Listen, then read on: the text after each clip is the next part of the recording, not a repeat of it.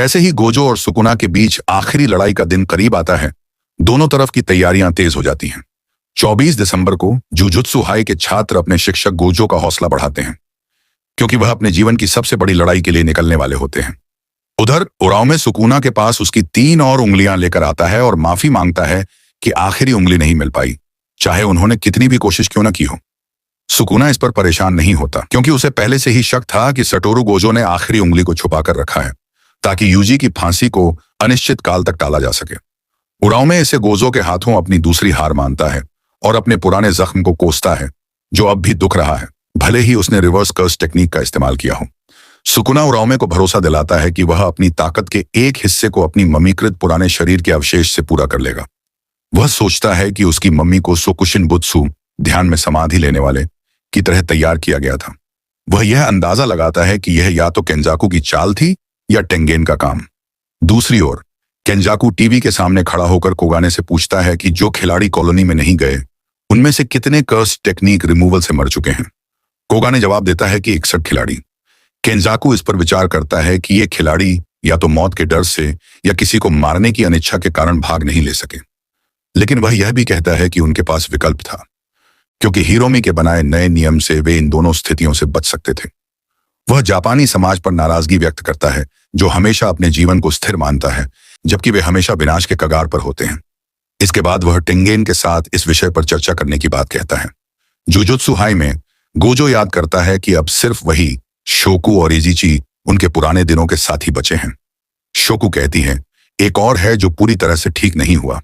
Gojo सहमत होता है। वह मानता है कि उसे हमेशा लगता था कि नानामी किसी भी परिस्थिति में जीवित रह जाएगा। इजिची खुद को दोषी मानते हुए कहता है कि वह बच गया, जबकि नानामी नहीं। गोजो इस पर नाराज होता है और कहता है कि उसे यह सोचना भी नहीं चाहिए कि गोजो नानामी को उसके ऊपर चुनता। वह इजिची को हौसला देता है और कहता है कि उसके पास एक बड़ा काम है जिसे उसे पूरा करना है। शोकू जोड़ती है कि इनो को भी नानामी के बारे में गोजो से कुछ कहना है। दूसरी ओर मई एक ऑनलाइन बैटिंग गेम चला रही है, जिसमें गोजो और सुकुना की लड़ाई के नतीजे पर दांव लगाया जा रहा है। वह इस बात का मजा ले रही है कि शिबुया घटना के बाद जुजुत्सु के नियमों में बदलाव ने उसके ग्राहकों की संख्या बढ़ा दी है। बेटिंग के बिना भी वह 5 अरब येन कमा रही है। दूसरी ओर यूटा और कोत्सु और तोगे इनुमाकी एक अंधेरी गलियारे में चलते हुए चर्चा करते हैं कि वे यूजी को तोगे की चोट के बारे में नहीं बताएंगे, क्योंकि वह चोट सिर्फ सुकुना की वजह से हुई थी।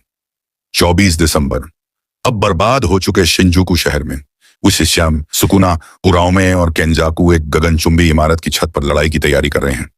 केंजाकू बाकी कॉलिंग गेम खिलाड़ियों का शिकार करने के लिए वहां से चला जाता है।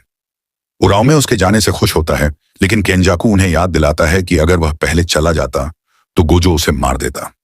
इसके अलावा वह कहता है कि उसने अभी तक इसीलिए कदम नहीं बढ़ाया क्योंकि वह उम्मीद कर रहा है कि गोजो को हराने के बाद जुजुत्सु हाई के मुख्य योद्धा जैसे यूटा, माकी और हाकारी सुकुना पर हमला करेंगे।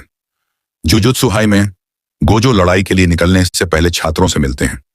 उनका रौब इतना गहरा होता है कि यूटा, माकी और हाकारी तक असहज हो जाते हैं, लेकिन यूजी बिना डरे हुए अपने शिक्षक से कहता है कि इन्फिनिटी रास्ते में है, इसलिए उसे पीठ पर सही से थपकी नहीं दी जा सकती। गोजो मुस्कुराते हुए सबको अपनी पीठ थपथपाने का मौका देता है।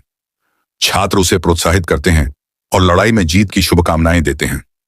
गोजो आत्मविश्वास से भरी मुस्कान के साथ कहता है कि वह जीत कर लौटेगा। सुकुना भी उसी उत्साह के साथ मुस्कुराता है, क्योंकि सबसे ताकतवरों की यह लड़ाई अब शुरू होने वाली है।